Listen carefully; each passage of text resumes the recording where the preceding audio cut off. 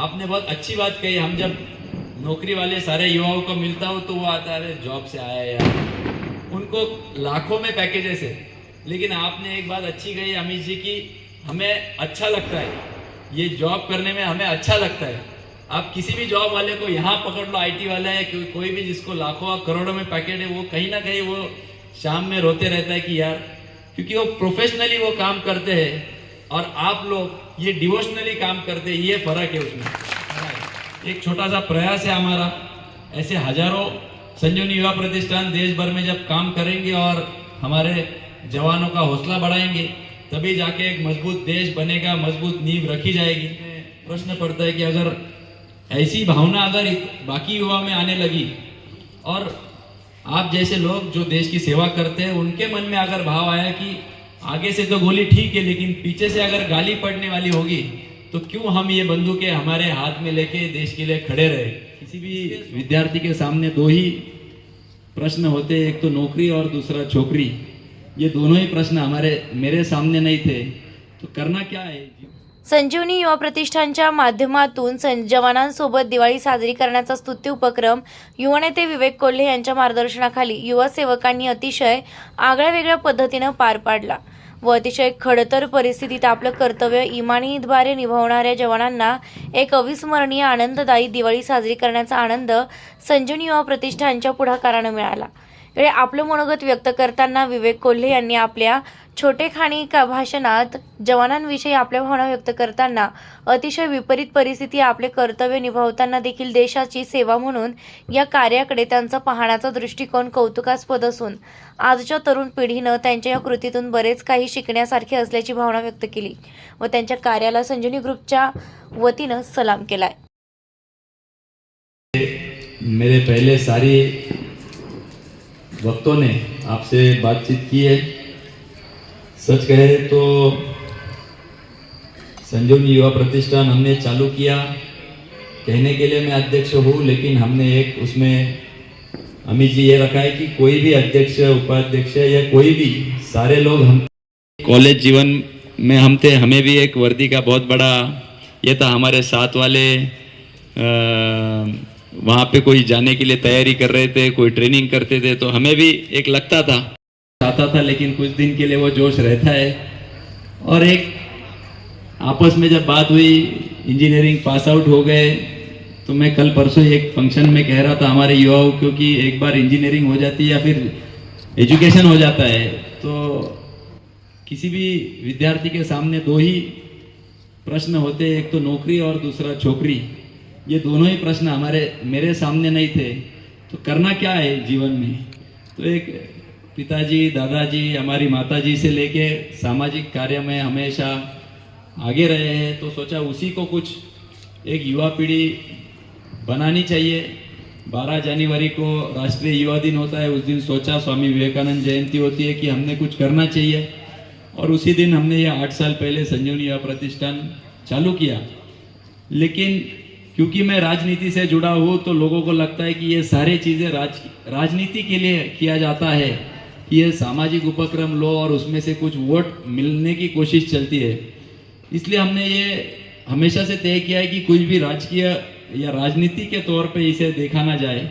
इसलिए हम सारे युवा सेवक कहीं भी हो, इसके पहले भी जब खिलाड़ी में भूकंप आया तो कोपरगांव से कई लोग वहाँ मदद कार्य लेके गए थे, गुजरात में उस्मानाबाद में हुआ था तब भी लेके गए थे, सांगली की ये बात कर रहे हैं तब भी हम यहाँ से लेके गए थे, क्योंकि वो तो हमारे कोई मतदाता नहीं है, लेकिन एक भावना युवा में रहनी चाहिए।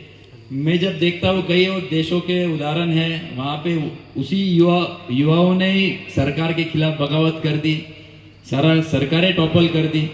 आप बात कर रहे थे, आप यूएन फोर्सेस की तरफ से कुछ देशों में गए, वहाँ पे भी क्लोज एनकाउंटर्स हुए, राष्ट्राध्यक्ष को वहाँ पे लोगों ने घेर लिया।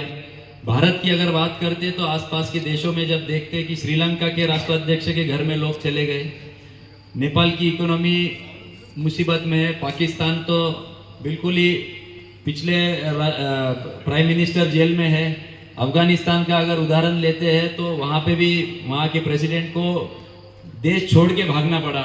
और इस सब स्थिति में जब भारत की बात आती है तो कहीं यहाँ वहाँ कुछ चीज़ें होती रहती है, कभी हम टीवी पे देखते हैं कि वहाँ पे नारे लगते हैं, कोई विद्यार्थी कुछ बोलता है जिसको फांसी लगी है, जिसने पार्लियामेंट पे अटैक किया है उसके बारे में थोड़ा सा हमदर्दी व्यक्त करते हैं, तो कहीं ना कहीं हमारे जैसे युवाओं के बीच में प्रश्न पड़ता है कि अगर ऐसी भावना अगर बाकी युवा में आने लगी और आप जैसे लोग जो देश की सेवा करते हैं उनके मन में अगर भाव आया कि आगे से तो गोली ठीक है लेकिन पीछे से अगर गाली पड़ने वाली होगी तो क्यों हम ये बंदूकें हमारे हाथ में लेके देश के लिए खड़े रहे।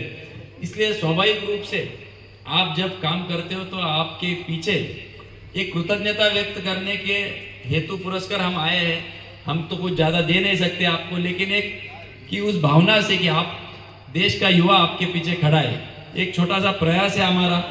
ऐसे हजारों संजीवनी युवा प्रतिष्ठान देश भर में जब काम करेंगे और हमारे जवानों का हौसला बढ़ाएंगे तभी जाके एक मजबूत देश बनेगा, मजबूत नींव रखी जाएगी। क्योंकि एक ही साथ आज़ादी मिली, पाकिस्तान हो या भारत हो, लेकिन आप 75 साल के बाद देखिए कि पाकिस्तान की हालत क्या है और हमारे देश की हालत क्या है। क्योंकि हमारे पूर्वजों ने कुछ ना कुछ वहाँ अच्छा किया, हमारे शिक्षकों ने, आपने जैसे कहा कि आप तो सेना पे लड़ ही रहे, लेकिन यहाँ पे जो शिक्षक थे उन्होंने हमारे अच्छी शिक्षा दी। हमारे जो बाकी भी लोग थे, पॉलिटिशियंस थे या सोशल वर्कर थे, इन्होंने अपनी अपनी जिम्मेदारी लड़ी। इसलिए मैं हमेशा कहता हूँ हमारे युवाओं को कि हमें वहाँ जाके देश सेवा करनी जो हम यहाँ रह के भी देश सेवा कर सकते हैं। और उसी का एक प्रयास है कि आपके पीछे हम इस दिवाली में आके खड़ा होके आपका मनोबल बढ़ाएं। हमें अभिमान है, हम वही चीज़ बताने के लिए इस यहाँ पे आपके पास आया है कि हमें अभिमान है आपके, इस देश के युवा आपके साथ खड़े। आपने कई और किस्से बताए, लेकिन मैं आपको निमंत्रित करूंगा हमारे कॉलेज में आइए, हमारे वहाँ के जो युवा हो उनसे आप ये बातें शेयर कीजिए ताकि वो मोटिवेट हो कि कहीं ना कहीं हम भी आर्मी ज्वाइन हो। आपने बहुत अच्छी बात कही, हम जब नौकरी वाले सारे युवाओं को मिलता हो तो वो आता है जॉब से आया यार, उनको लाखों में पैकेजेस है। लेकिन आपने एक बात अच्छी कही अमित जी की, हमें अच्छा लगता है ये जॉब करने में, हमें अच्छा लगता है। आप किसी भी जॉब वाले को यहाँ पकड़ लो, आईटी वाला है कोई भी जिसको लाखों और करोड़ों में पैकेट है, वो कहीं ना कहीं वो शाम में रोते रहता है कि यार, क्योंकि वो प्रोफेशनली वो काम करते हैं और आप लोग ये डिवोशनली काम करते हैं, ये फर्क है उसमें।